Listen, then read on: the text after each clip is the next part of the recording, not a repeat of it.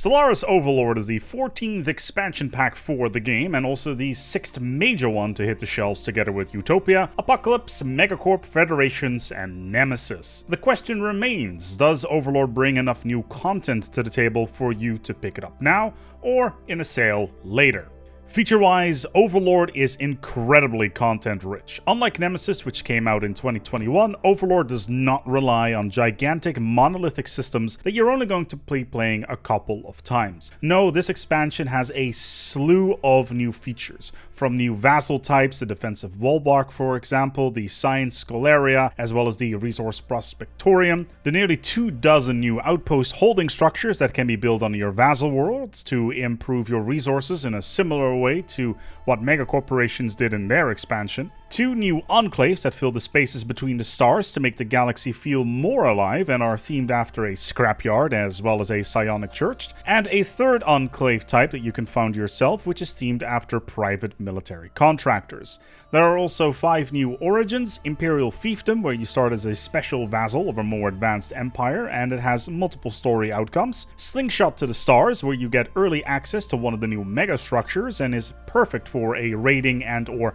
marauding empire; Subterranean, an underground empire with events and underlying mechanics; Teachers of the Shroud, an origin which is very focused on psionics and has a rather strong story; and finally there is Progenitor Hive, a brand new hive mind origin that introduces mechanically heavy features that are very much focused on leaders within the hive. Sadly, you will need to own Utopia to play around with this one.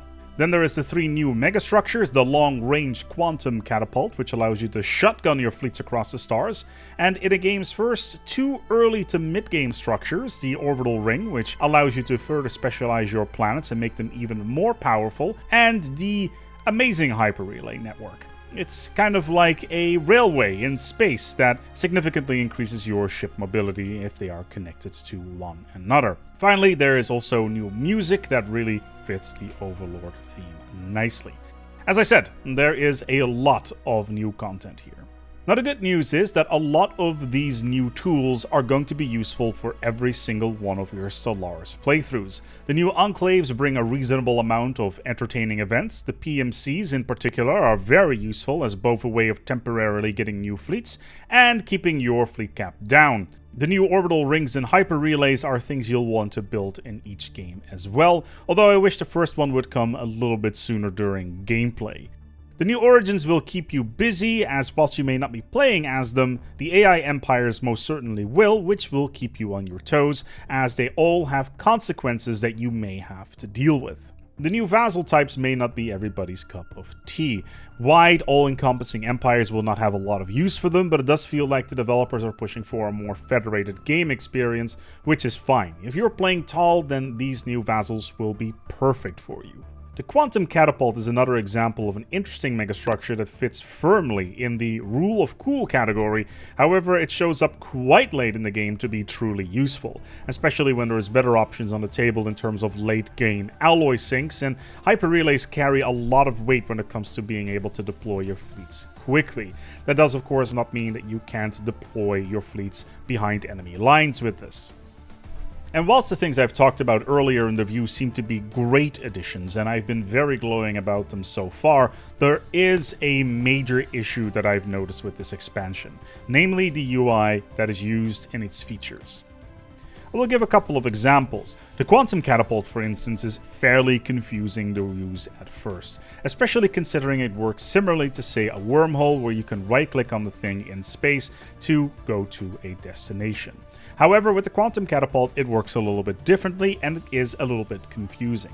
In order to use it, you need to select a fleet, click on a button in the fleet UI whilst on the map screen, and only then does the Galactic Shotgun scatter icon make itself known, and you can select a destination. It feels rather cumbersome, it's not explained very well, and it doesn't really fit with established mechanics in the overall game.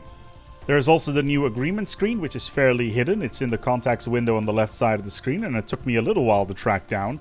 The lack of an option to disable orbital rings in the outliner has really ballooned the starbase section to rather ridiculous levels. However, the most egregious example of confusing UI is how the flow of turning a normal vassal into a specialist works. on the vassal negotiation screen. There is no real indicator on how to actively change it, until you click on a relatively small arrow in the UI. Only then can you proposition the other empire to transition into a different type. Considering this is one of the main selling points for the expansion, it feels very badly signal posted. Now, I understand that Stellaris is turning 6 years old and there's a ton of features, and I understand that the UI may be ballooning, making it difficult to fit everything in. But some of this new stuff is just not consistent with previously set standards within the game.